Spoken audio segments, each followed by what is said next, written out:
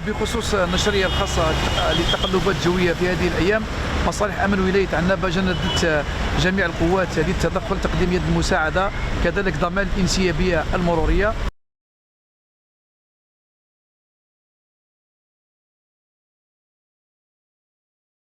من جهتنا كذلك ندعو مستعملي الطريق وسواق المركبات التوخي الحذر اثناء هذه التقلبات الجويه، احترام قانون المرور، احترام المسافه الامنيه، احترام قواعد السياقه السالبه، تفادي التنقل الا للضروره في هذه التقلبات الجويه.